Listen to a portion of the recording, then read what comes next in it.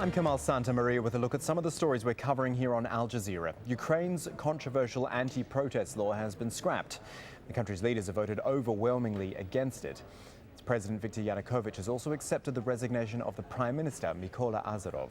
Sue Turton, who's in Kiev, says it's no surprise the Prime Minister has now stood down.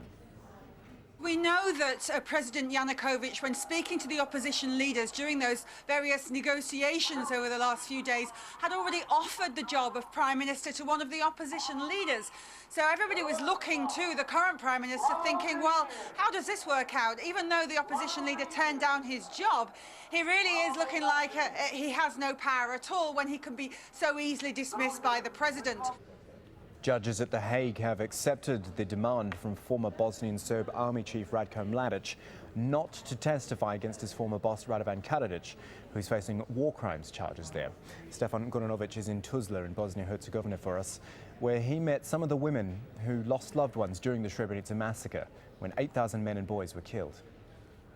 The city of Tuzla is some 100 kilometers away from Srebrenica, where genocide took place in the summer of 1995.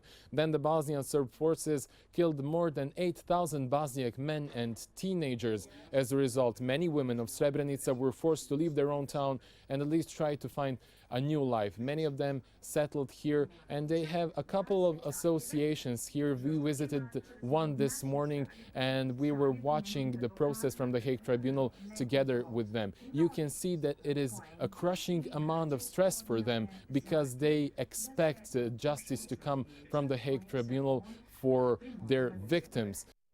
And the crisis in Central African Republic appears to be getting worse. Muslim residents are being targeted by Christian militia, and it's feared those attacks may get worse after Muslim Seleka rebels abandoned their base in the capital.